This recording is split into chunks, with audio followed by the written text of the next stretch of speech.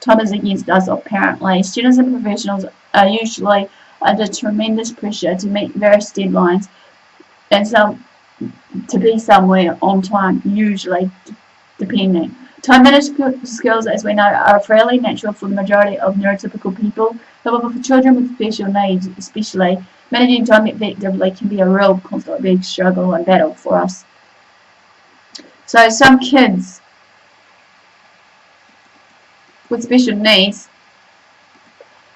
can become easily distracted by extraneous sensory stimuli, such as the noises, smells, or visuals that aren't relevant to the point of focus anymore. This can make it a challenge to think, act, solve problems, and accomplish any task in any timely manner. One of my goals, pretty much as a person or advocate, or whatever you want to label me as, while sharing my life stories and everything else, is to teach and educate you guys, as well as teaching and educating children how to effectively filter out extraneous stimuli that ain't supposed to be there, and to hopefully give you guys the appropriate tools or methods to promote independent success in this given area of this topic I'm teaching you. Some of these tools and methods hopefully should be able to help children complete the task at hand while helping them cope with anxiety and frustration as well when this comes into play. Okay, for teaching them, one of the most effective tools or techniques I've found to be helpful is a visual auditory countdown timer. Children often enjoy impressing a parent, teacher, therapist, or caregiver by successfully completing a timed task.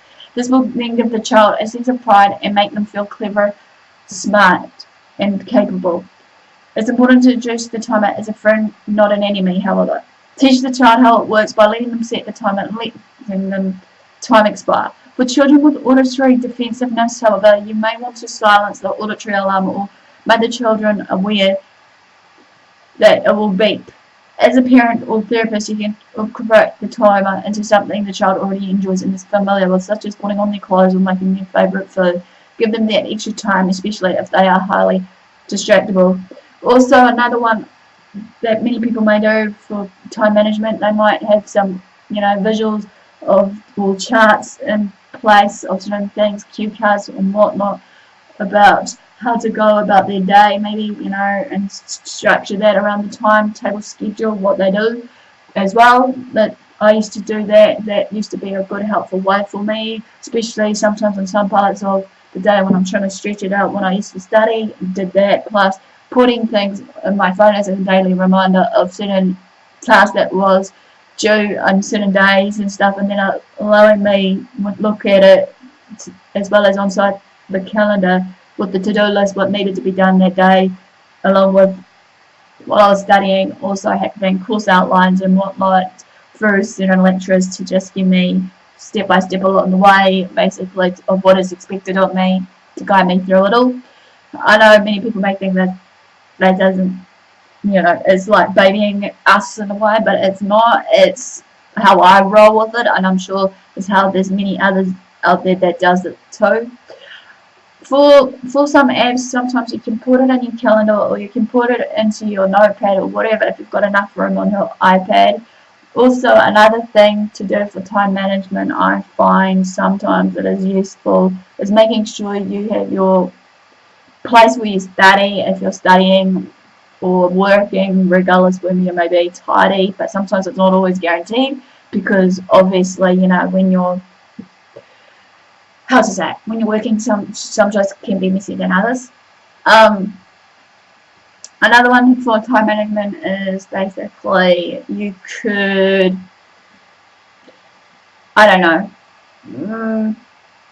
make sure you have certain time limits on certain things, obviously, as I'm just sharing now, but then again, sometimes some tasks will take longer than others depending on, the child's attention span versus their way of learning, I guess, but just gently guide them into it. Maybe make it into a story time or something when it comes down to it, of certain homework help as well when it comes down to it.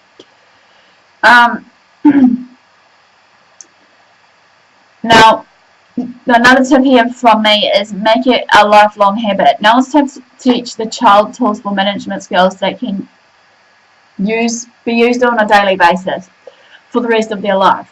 If they weren't able to complete the tasks, solve the mystery with the child. You can join in and actually participate. You can ask them what were the time robbers. Maybe it was the sound of the fan, the toy scattered on the floor, or the next play date they were playing with. Figure out what stole their time and how to defeat the time robber with some tools in place. Again, as I said, a visual timer is a great tool in conjunction with pictures scheduled to increase independence in your child's daily routines. You as a parent get to be the teacher in this example. Let your child observe you by setting a timer for tasks you want to accomplish. Example-wise, maybe the laundry, the dishwasher, cooking, exercise, etc. Involve the whole family to increase the success for task completion and let your child know that they are supported. Online schooling can be a great option for some people with high-functioning autism. I shouldn't say that, but bear with me, sorry. Or shall I just say autism or Asperger's syndrome, especially when they're transitioning from, intermediate to high school or whatever it may be. But do it in a gentle manner, timed slowly. Removing the classroom distraction will do wonders for maybe your son or daughter's thoughts processes. The lessening of censoring overstimulation, the one-on-one instruction, and no bullies are definite advantages here. However, as a side note though, to remember, you may want to consider somehow how they can, socialise with some skills in place when there are some group classes that they may have to attend and other social outlets to prevent the total isolation when they're doing online schooling. Clubs and community groups can be a great way to do so, to gear up towards their special interests that will provide them with the much needed social interaction and skills practice in a comfortable environment that they're in. Here are a few ideas to help your son or daughter with autism or any other maybe learning disabilities or what have you needs to manage their time better if they struggle. Create a routine. As a teenager with Asperger's, I'm not a teacher anymore, but if you have a son or daughter that does, they probably crave routine and order. Maybe a daily routine will then set them on the right path. They may need guidance to develop a routine, however, work with them to create a smooth flow to their day. Maybe the next one is number 2, design an ordered workspace. A designated place for everything, comfortable seating, quiet surroundings, and the coming decor will help reduce the distractions that goes around them, as well as preventing them having meltdowns and less stress or panic attacks.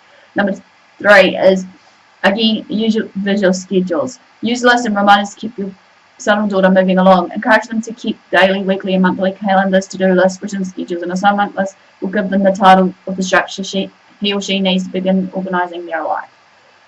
And last but not least, again, I've said this so many times before, is using the visual timer. These timers have coloured lines that get smaller as the time passes, giving your son or daughter a true visual image of running out of time.